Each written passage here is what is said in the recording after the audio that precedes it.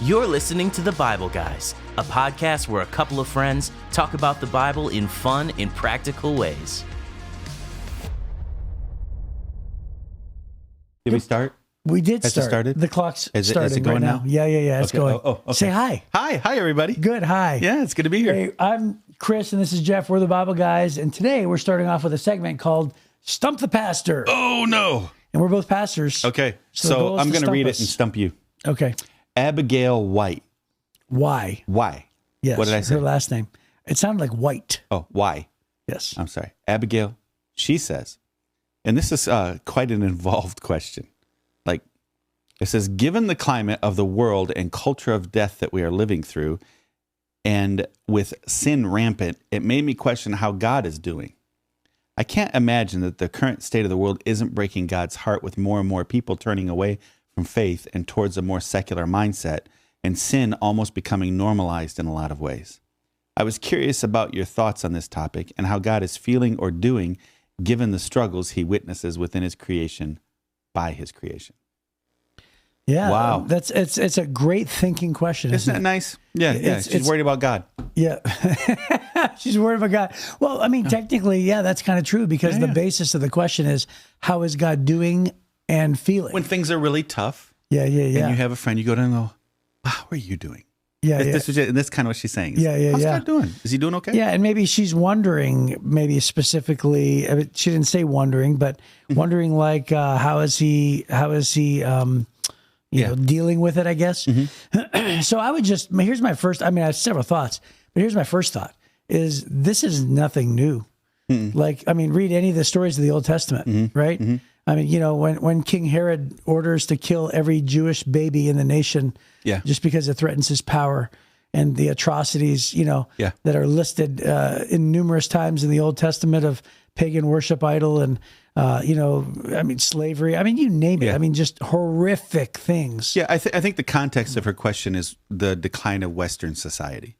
Yeah, of course. Right. It feels like we had a time when it seemed like there was a perception of a higher level of morality and in Western society. And now we're post-Christian. Yes. I think everybody relates to that question. Yeah. I think we could all identify that. I guess what I'm saying is it's nothing new. Nothing new globally. So in our lifetime, we're 52 years old, right? So in our lifetime, we've witnessed the decline, right? Oh, yeah. And what I'm saying is like, she's asking about God himself, who's timeless. Since the beginning of humanity, it's nothing new. That's what I'm saying. Right. And so that was my first thought. And my second thought is that God is very clear about how he's doing, right? So how he's doing and feeling is God's heart breaks with sin, right? God sheds a tear when we shed a tear. God hates sin. God allows free will in the world.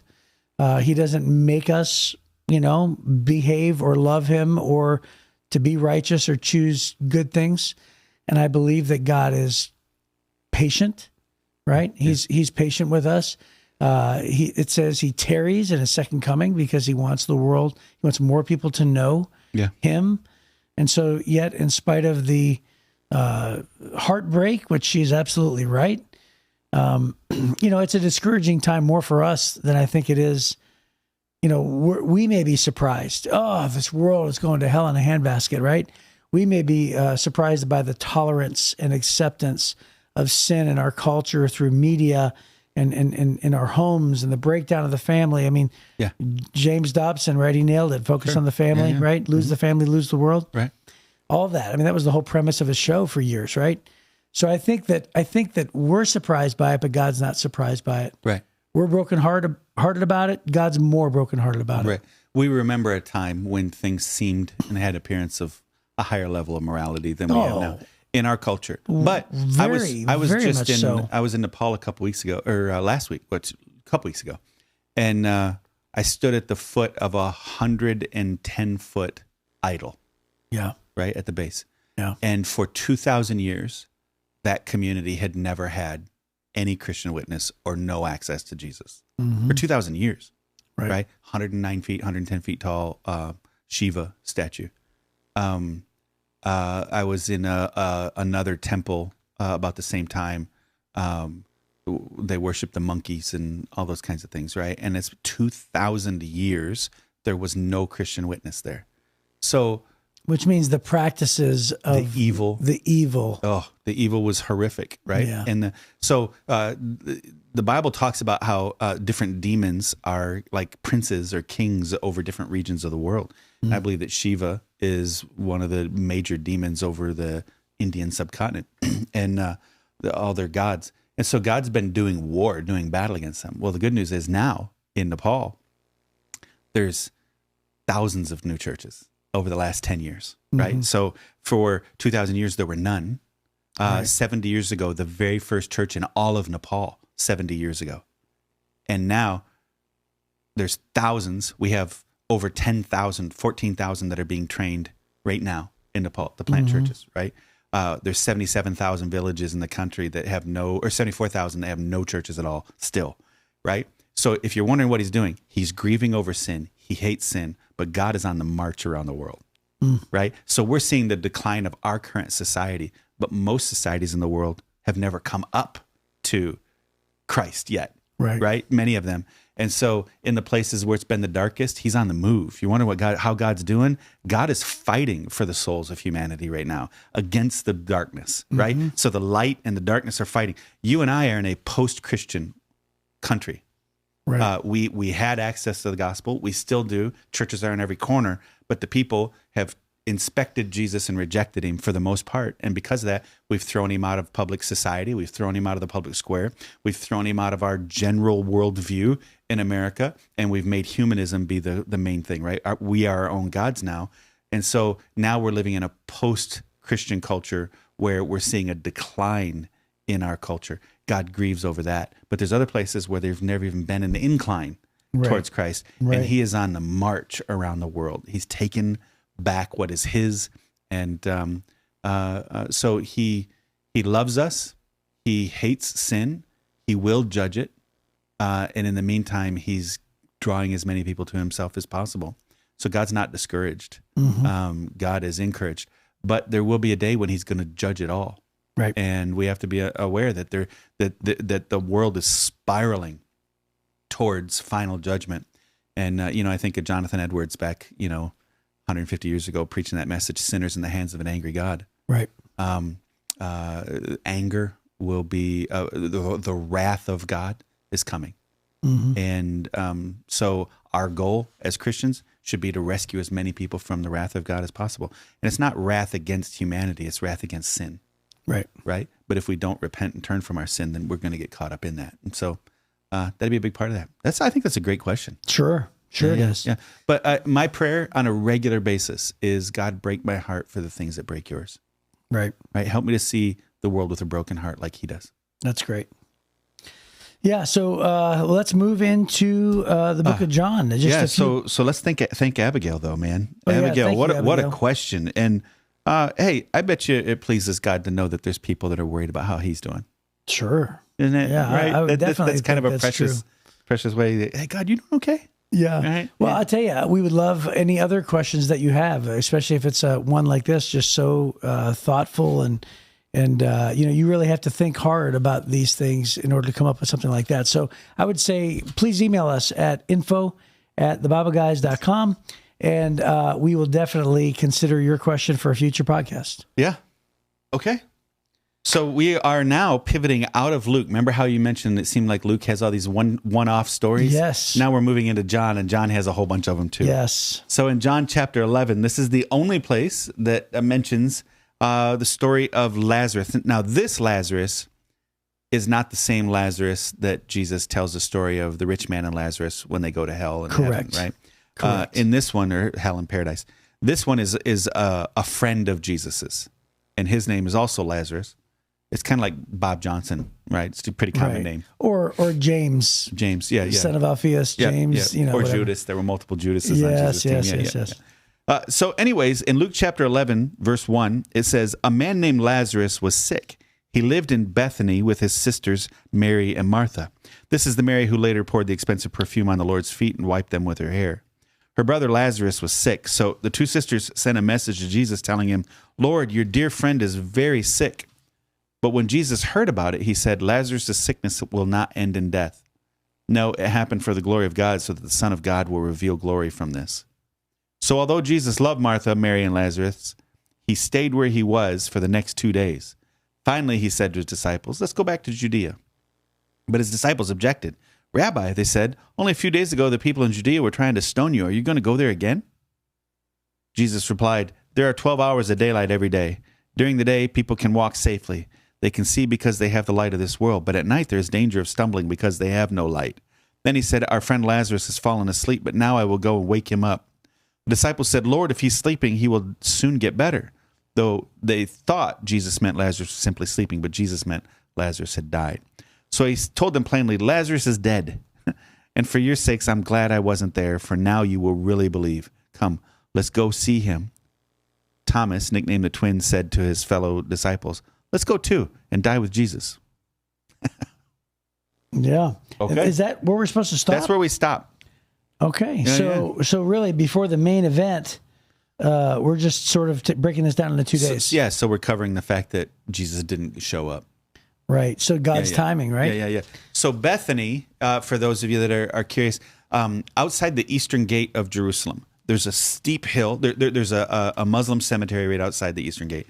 Then there's a steep hill that goes down into a valley. At the bottom is where the Garden of Gethsemane is. Mm-hmm. And then you go up the next hill, and that is the Mount of Olives, what we call the Mount of Olives. And it's literally like a mile. It's not very far across, right? To that entrance. When you go over the top of the Mount of Olives and go down the other side of that big hill, Bethany was on the other side of that. You're talking less than 6 miles from Jerusalem. Bethany is down on the other side of that hill over there. So Jesus is pretty close to Jerusalem. He's hanging out there. And it seems like, you remember Mary and Martha, Jesus already had been hanging out at their house before, because remember Martha was mad that Mary wasn't helping. Right. Remember when we talked about that? Yeah. Hey, Martha's running around getting dinner done, and Mary's sitting at the feet of Jesus. So it seems like this town, Bethany, just outside Jerusalem is really hectic. Inside the walls would have been just crazy. And so you find Jesus often hanging out in gardens, hanging out in vineyards and stuff like that in small towns. He really preferred it because he was a small town guy. He's from Nazareth. He's from Galilee. There's a huge difference from Jerusalem to Galilee, just even today in the feel of the area, right? Oh, for certain. And so Jesus was more of a small town guy, and he's hanging out in Bethany. This is also, Bethany is where Simon, that Pharisee, was. Remember when he's hanging out with the Pharisee? Mm-hmm. Simon, and you're going to see Jesus with him again. So a lot of things happen over there. It's like Bethany was like a second headquarters for him when he was close to Jerusalem. He seemed to hang out on the other side of the hill from Jerusalem. So that's what he's doing there with these people, and they're some of his best friends. Well, isn't it interesting how he says he's sleeping? Oftentimes in the Bible, when it refers to a believer passing away, it says he fell asleep. Yeah. And then the non-believers, what does it say? They died. Mm. Right? And that's a pattern in the Bible. Yeah. And it's actually interesting, isn't it? Symbolic. It's symbolic, yeah. So he's saying Lazarus is sleeping. And, there's just an understanding, I think, that we'll have on the other side of eternity, where we'll go, oh, no wonder why he said sleeping. Right? But there's just something about a believer passing away that will be radically different than a non-believer passing away. Right. And Jesus understands all of that. So he says, in the Bible refers to elsewhere about sleeping. And they said, well, wait a minute. If he's only sleeping, he's going to get better, right? He's going to sleep it off, right? And Jesus goes, he's dead. Right. So it's interesting. Jesus recognizes that his body's dead, but he's trying to be more intentional with words, because words matter. Right. And he's trying to get his disciples to think of the death of a believer not as being a permanent thing. He's trying to get them to think of it differently. So he keeps using this sleeping, and he's done it a couple times remember when the little girl died and was at Capernaum? Mm-hmm. And he said, she's not dead, she's just asleep. And the people mocked him over it. Yeah. Right? Don't you think we don't know death when we see it? Yeah. And so, they're professional grievers. That's what they're doing, right? So Jesus is trying to change how people think by being very intentional with the words he's choosing.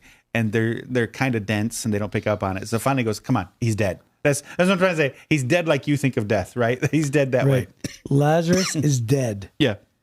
He told them plainly, and for your sakes, I'm glad I wasn't there. What? So think about that a minute. Mary and Martha call Jesus. So their brother, it doesn't mention their fathers, and it doesn't mention their husbands.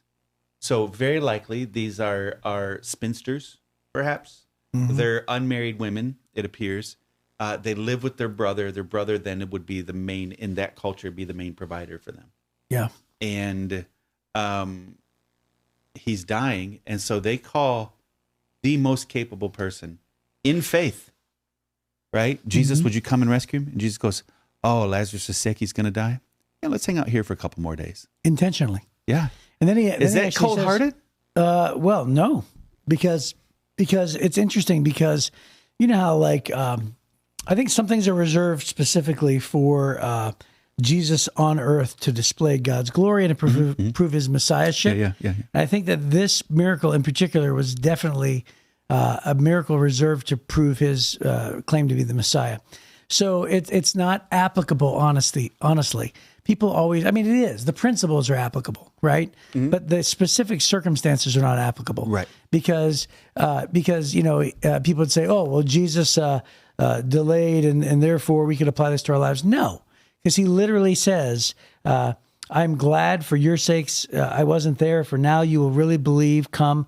And then before he announces the reason why he died, he says, Lazarus' sickness will not end in death. No, it happened for the glory of God, so that means for the purpose of in the Greek, the Son of Man will receive glory from this. He's referring to himself specifically. The Son of God, yep. Or excuse me, the Son of God. And so he's referring to himself specifically attached to this exact circumstances. So earlier, he always, he actually says, you remember when they said, was this man born blind because of his sins or his parents' sins? Yeah. And he says, no, this particular man was born blind so that everybody will see the glory of God in this moment. Right. Yep. And so that's not the case with every blind person. Right. It's just that it was the case for that person. And I think that sometimes I always have this tension. I feel sometimes when people think that just because Jesus did something that it always equals, like 100% of the time, it always equals, then that's what we should be doing, or that's what we can do or should be doing because Jesus did it. Right. But there are specific parts in the scripture where Jesus says, I'm doing these things for one reason. Yeah. So that people would know that I'm the Messiah. Right. Well, I got news for you. Unless you're the Messiah, you shouldn't be doing those things. Right. Nor does God give you power to do those things. So it's like, yes, do I believe that in some cases God can raise from the dead through a Christian? Yes, I do. I've not seen it personally. Me either. But do I believe that can happen? Yes. Well, Paul raised people from the dead. That's right. That's right. And so I believe that can happen. Yeah. So I'm not saying that it's, power isn't given to every Christian, so don't misunderstand me. I'm just saying that in this particular case, this specific event was for the glory of God, Son of God. Because keep in mind too that we're getting so close to Jesus entering into Jerusalem. Yeah. We're getting close to his crucifixion. Well, that's why Thomas said, "Well, let's just go die with Jesus. If he's going back, they're going to kill him. Let's go die with him." Right. Yeah. That's what he thought was going to happen. Because keep in mind, remember when Jesus enters into the Palm Sunday, when he comes over that road. And everybody lays down their branches and they say, Hosanna. It says that many were there because they had heard about the miracle of Lazarus. Yeah. Right. So this is one of the biggest things that he does. Oh, well, there's even the Pharisees acknowledge that he raised. Yeah. We'll see that over the next couple of days in our readings. But yeah. So one of my favorite things here is verse 5. It says, so although Jesus loved Martha and Mary and Lazarus, he stayed where he was for the next 2 days. Right. So he loved them. It wasn't that he was being, inconsiderate or that he didn't care or that he was being selfish. It was just that this was that important. But he did say Lazarus' sickness will not end in death. Then he refers to it as sleep. For a Christian, we shouldn't fear death. Mm-hmm. Right? Now, did Lazarus' body die for a little while? Sure, it did die. But it didn't end in death. The story didn't end in death. And so to Jesus, one of the reasons why he refers to it to sleep all the time is most of us aren't afraid to go to sleep, right? As a matter of fact, there's times when you want nothing more than to go to sleep, right? Right. I can remember when my grandmother got sicker towards the end, and she mentioned on a couple different occasions to my dad, I'm just ready to go. I want to go to heaven, right? And there is something about that for a godly person, you're not afraid of going to sleep. Right. And so for Jesus is looking at Lazarus. There's worse things than dying physically. And by the way, the story's not going to end with his death anyways. So Lazarus really has nothing to fear. And I'm going to be there. And so he loves them. He just holds off for a while. And I think that there is something to that. There's nothing to fear about death. Yeah, and when we really see it the way Jesus sees it. That's why he's being so intentional with the words he's using. Yeah. And then this is a great principle application that God's purposes may not be our purposes. God's ways are higher than our ways. God's timing is different than our timing. Yeah. Those principles all apply. By the way, have you ever heard John Crist, the Christian comedian, talk about this story in the Bible? The resurrection? No, Lazarus. Lazarus's? Well, Lazarus' resurrection. Yeah, no. Have you ever heard? It's pretty funny. He talks Is that about for tomorrow's story? Because his resurrection hasn't happened yet. Oh, yeah. You want to save it for tomorrow? Is that what you're saying? I don't know. I was just asking. Yeah. All right, well, you know what? Let's do a teaser. I'm going to save my You have thoughts. a funny story for tomorrow? I have a funny story for tomorrow with John Crist, the comedian, which is really funny. Okay. So, and actually, we're pretty much at that time anyway. So that'll be it for us, and we'll pick up with part 2 of this story tomorrow on the Bible. So the highlight, verse 12. Well, you shut me down. The disciples said, "Lord, if he's sleeping, he'll soon get better." Yeah. So with death, the way that we see it, if we're sleeping, we'll soon be better. If you have a believer that's dying, if you're on the verge of dying, I just had a close friend who passed away. And she was looking forward to going to heaven because she knew she would get better. That, I think, is the theme or the idea. We talked about a bunch of general things, but I wanted to close out to say, if you really see it how Jesus sees it, it's just going to sleep and you will be better. Mm-hmm. Then there's no fear of what happens tomorrow. There's no fear of death. There's no fear of anything. So I just wanted to drive that home. I didn't get to say that. So yeah. Sorry for interrupting you. No, it's all right. Please close out. Sign off. You're not going to interrupt me? I might. Okay. All right. Hey, we'll see you next time in the Bible, guys.